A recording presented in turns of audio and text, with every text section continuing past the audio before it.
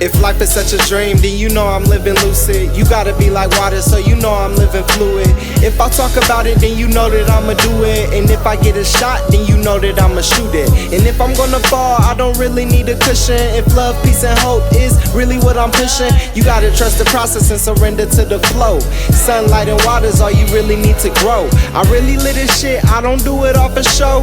Sunbathing, getting energy through my fro. Look at the bigger picture when you looking at your life. No such thing as wrong, no such thing as right. So what's up, everybody? What's up? It's your boy Sunrise the Divine, and we got my man Energy. We got my Energy. That's spelled NRG. Energy. I thought you was getting ready to say INNER. Nah, just NRG. RG. Sound like a Call of Duty game Energy, tag. yep. Yeah, that's Energy. your guy right here. I don't know, you may have known me by other names, but okay, that's what I'm going by right here on this show. Okay, Energy. All right. We got my man Energy with me right here. This is a new podcast that's birthed from my head. It's been in my mind about 9-10 months. You feel me? So it's time for the birthing process. Right now we got something new under the sun. Yes. Oh yeah, that's what we need to clap. You gotta clap. You gotta clap. Something new under the sun. Something podcast. new under the sun. So first episode of Something New Under the Sun. I already told you who we are. Let me tell you the intention. The intention is like we're going to be like a news network, you feel me? Something like CNN. We still going to have fun, you feel me? We're going to have a little entertainment involved with it. But basically, this podcast is just discussing not only what's going on in our lives, what's going on in the world we live in, what's going on with each other, but also we're bringing forth ideas that may have been forgotten or just things that is unusual to hear in the mainstream America, mainstream way of living. So for example, because we know there's really nothing new under the sun, but for example, right. Let's say my practice Trap Chi, right? Trap Chi. Practice that I made. Not too many people know what it is if you never heard of it before. Explain it to the people. What is Trap Chi? Okay, so the first something for episode 1, something new under the sun. What's new under the sun? Trap Chi. You feel me? Trap Chi is Tai Chi to trap music instrumentals. That's what it is in a nutshell. It's more than that. You've been there. So essentially it's a moving meditation. It's breath work. It's martial arts. We're synchronizing the breath and the breathing with Trap Chi. And we're taking it worldwide. We include the affirmations, meditation, the like I said, the yoga, the exercise with it. And this all just came out of this man's mind. Like I seen him when he started this Trap Chi. This is like years ago. It's like a lot of effort has been put into this modality. So he was studying just what we all study as far as like exercising, keeping the body straight, like fasting, switching up diets and stuff like that, meditation. And then he was just like seeing a lack of black folks being in these spaces. And it was really like, how does something connect to us? And over the years, man, this dude came up with a stretching, breathing, meditation modality that included what we know as Tai Chi and added trap music to it and a little rhythm and a little bounce. And this dude was doing this like at Echo Park, in his room on Zoom, like anywhere he could, on rooftops, at anywhere, like at venues. Yo, really, like from classes from as big as 3 people to fucking hundreds of people outside of a festival, doing all the way working up to Coachella. So I've seen it like come out of the ground, out of the mud, from just having an idea and just being like, yo, I want to do this modality where we stretch and we breathe and we close our eyes and like we get into these groups and we vibe out. And that shit has transcended like his life, the space of like, you know, spirituality in LA, and like what that means. This dude's been a part of any event that's going on in LA that has to do with knowing your chakras and your birthday. This dude is at it, okay?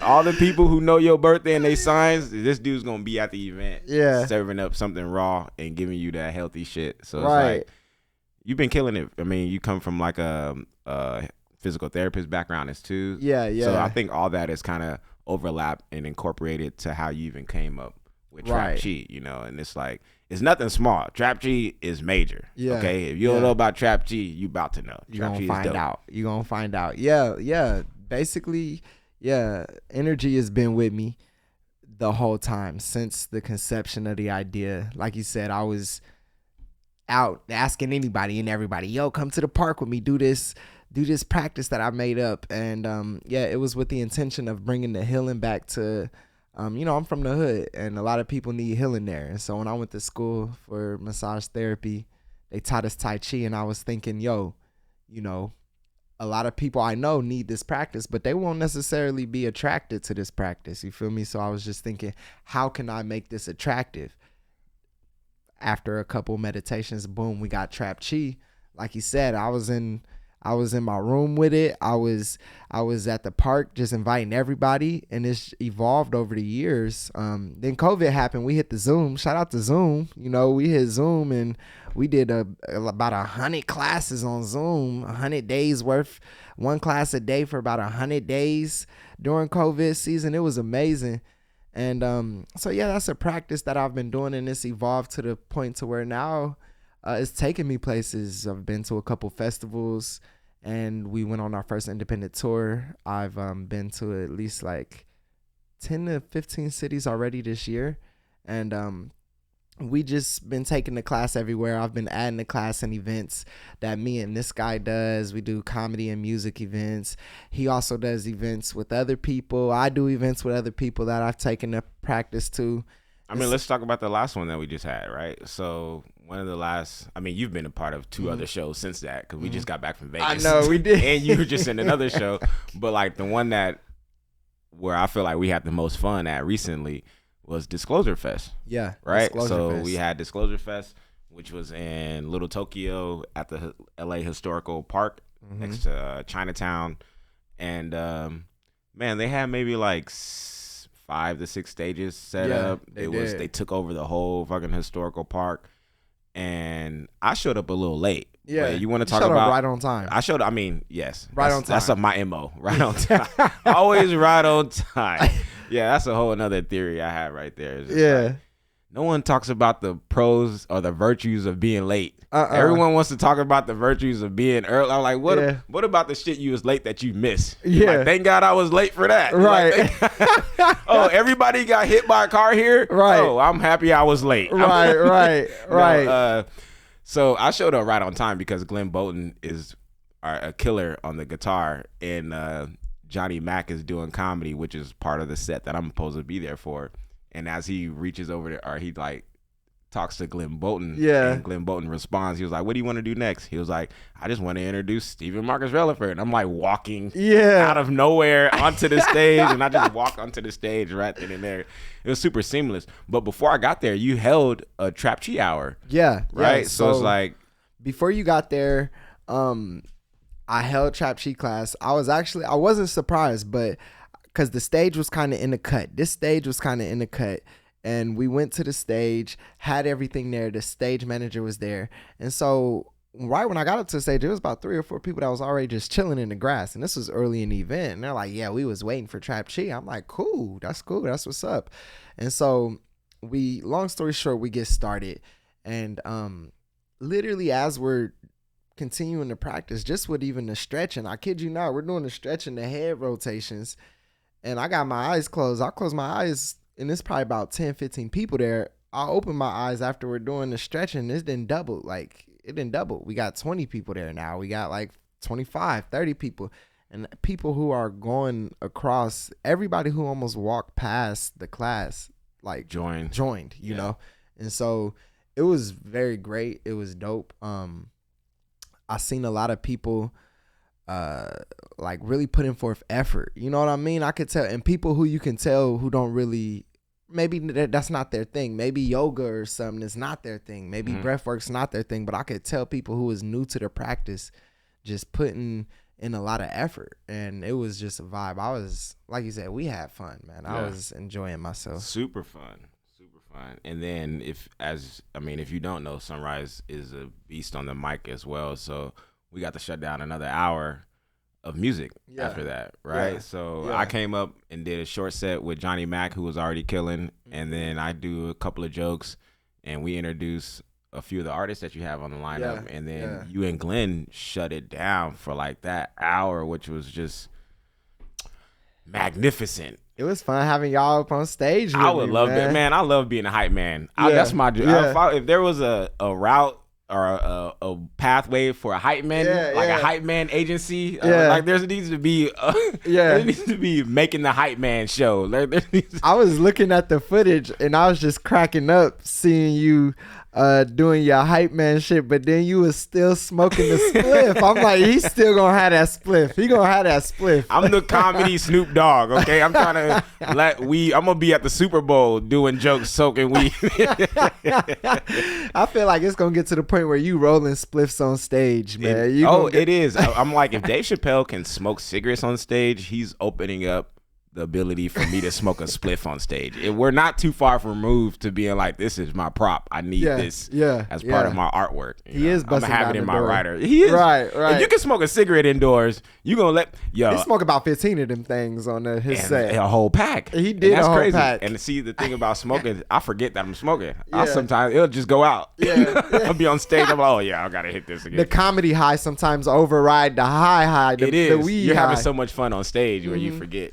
But yeah, that's what I got to do more time. I guess got to do some 3-hour shows and shit. Right.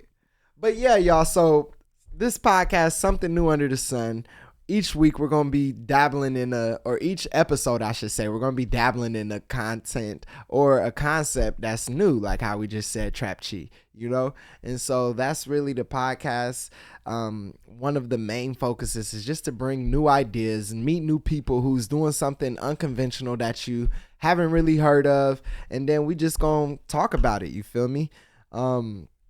Alongside of that, you know, I have a couple of other little segments, you know, like certain highlights of the week. We're gonna get it to where we figure out what's going on in the community throughout the nation, because we already have news stations and stuff and podcasts where we talk about all of the, you know, things that are going on that are possibly negative and everything. But I want to really highlight some of the benefits of what's like some of the great things that's happening, because there's a lot of great things. We've been traveling a lot and we've just been seeing a lot of dope things happening. One of the highlights that I wanted to mention in this particular episode is, like we said, we just got back from Vegas and the Las Vegas Vegan Wonderland. I feel like that's a great highlight. Like, Vegas has a vegan scene that's just up and coming, and they did the entertainment with it. You hosted. You want to speak on that? I mean, not really. Okay. Because I felt like I didn't have the best experience like the first one. Yeah. The first one, I had a really great experience. The first one, and really it's, all right, I'll preface this with this, because it's so weird. I'm all over the place. You've seen that Michael Che podcast episode, Dennis? Yeah, I haven't seen it. You haven't seen it? I know he's like breaking the wall. It's like, you got to watch that shit. But it's like, man, it's this podcast shit. It's like, there's so many things I want to dive into, or so many things that come up, but it's like, it takes time to really peel back and like break down and slow down the conversation, because there's like so many words that need to be defined and properly like introduced in the concepts of why you think the way you think. Yeah. Right.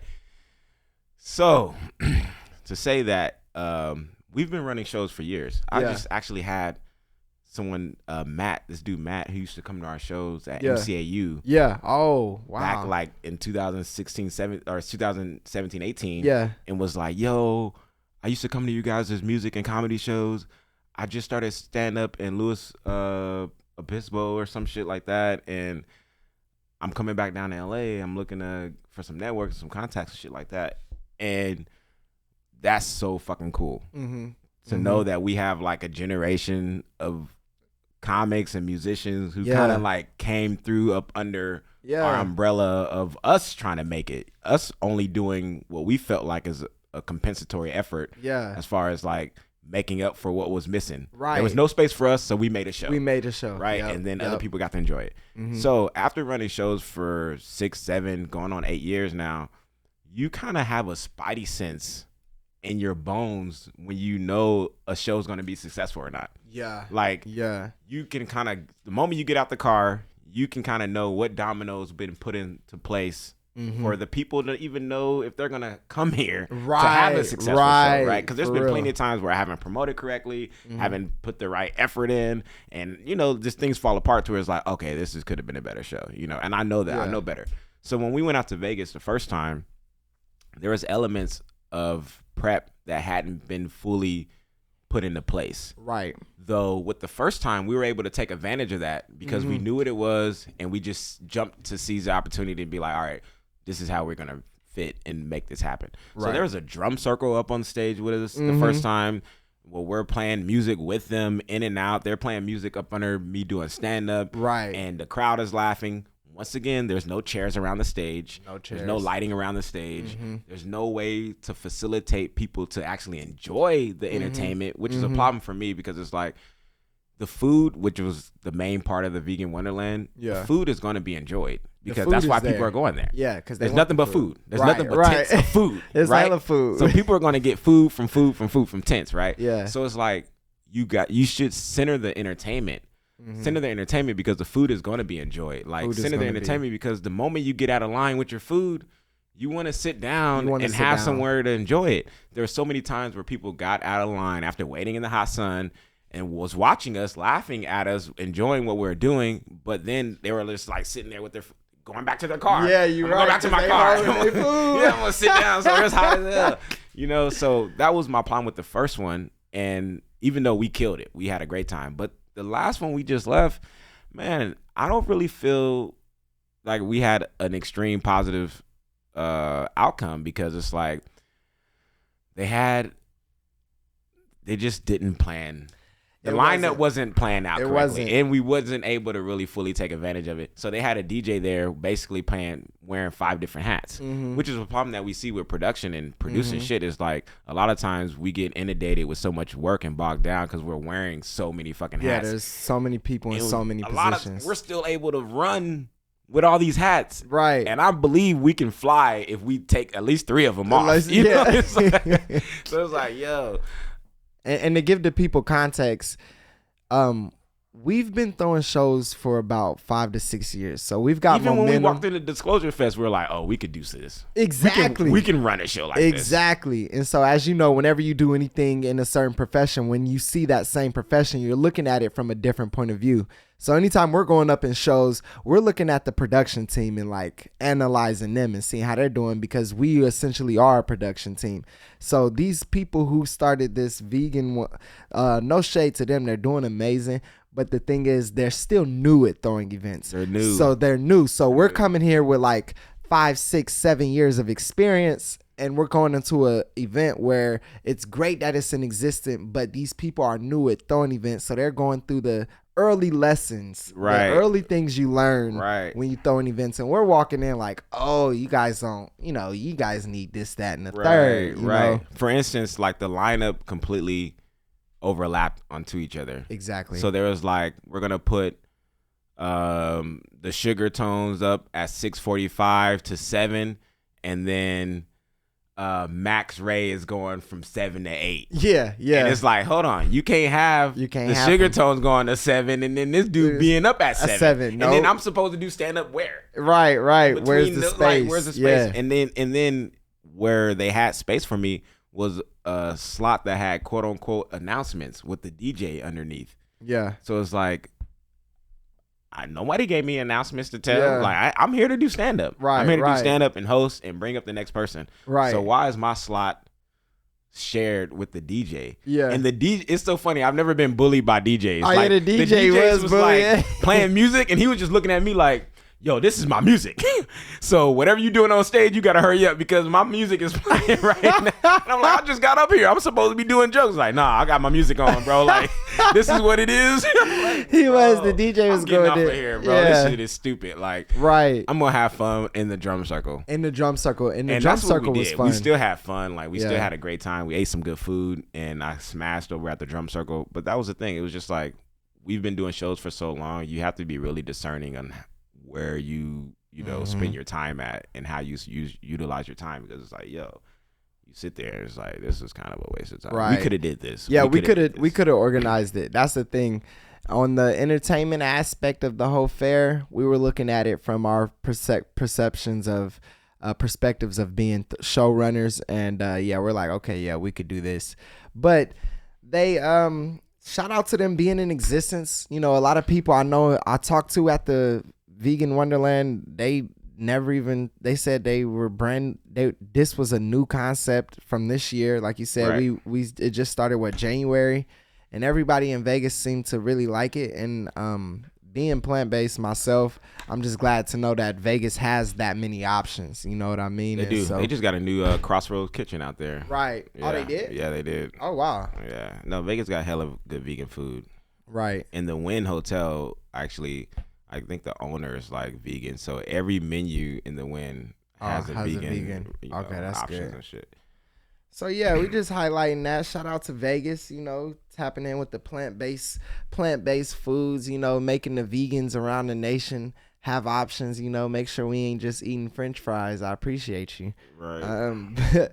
But yeah, and one more thing I wanted to touch on this episode.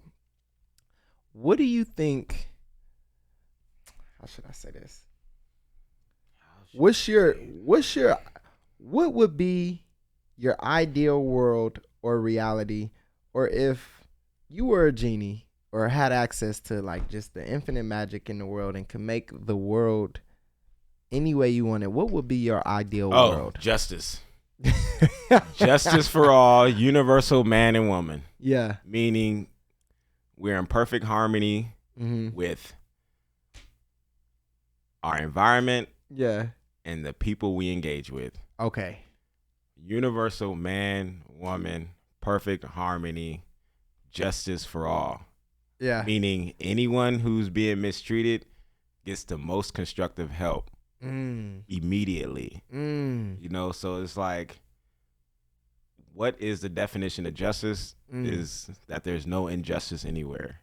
So that would be the fucking wand or genie or whatever abracadabra that I'll do.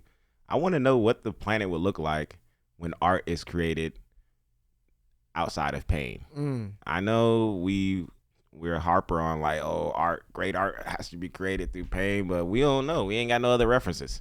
Yeah, you're right. You're right. We don't got no other references to decide from. Everybody like, man, that album was hot. You be like, you heard it. So and so got shot and he lost his boo, and he did drown when he was 6. Right. People be making the most beautiful artwork from an anime type of experience. You know what I mean? From a tragic, place. But I actually agree, man. I've also wanted to. We've talked about that before, about seeing what the world would look like and what art would look like if it was from a place of love and not from a place of pain. But I like that. Would you say justice? Yeah. For all, universal. Universal justice. I don't think there's there's no definition, and words are really ambiguous. Yeah. And it's really hard to apply them to an example because they're kind of open-ended. And the word justice is very open-ended if you look it up, So it's like we have to attach definitions, and that's how we can measure them, whether we have them or not. Yeah. So how do we know if we have justice? And that's why I'm like, justice could be organized around those who are being hurt are being offered the most constructive help.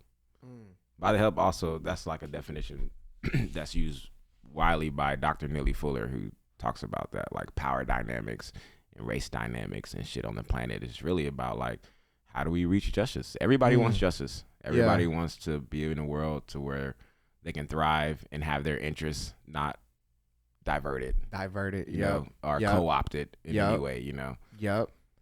Okay.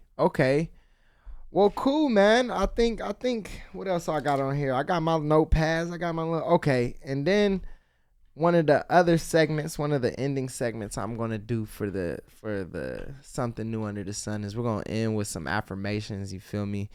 I'm gonna pick one. We're gonna do 3. I'm gonna pick one. We're gonna let my dude Energy pick one. And we're gonna let Dennis behind the scenes right here pick one. All right.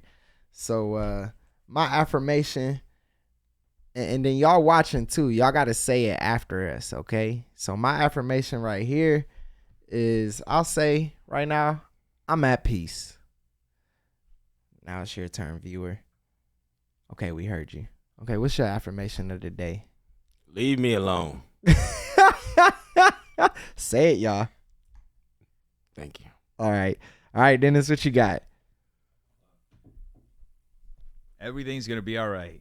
Ooh, y'all heard that? Everything's gonna be all right. Well, y'all, I think that's it. I think that's good for a first episode. We got your boy Sunrise the Divine, my guy Energy. Hey, and next week I might introduce y'all to Energy's best friend, Hood Guru. We might have Hood Guru come through next episode. You never know who we're gonna see. Yes. This has been Something New Under the Sun. You can expect a lot more things that's unconventional. You can expect guests. You can expect crazy stories. You can expect laughing, fun, entertainment, and a lot more. Thank you guys for tuning in to this first episode. Shout out to Dennis and the whole Def Noodles Squad studio. Shout out to my guy Energy. Shout out to y'all, the viewer. I really appreciate it. Love and light. It's a wrap. It's a wrap.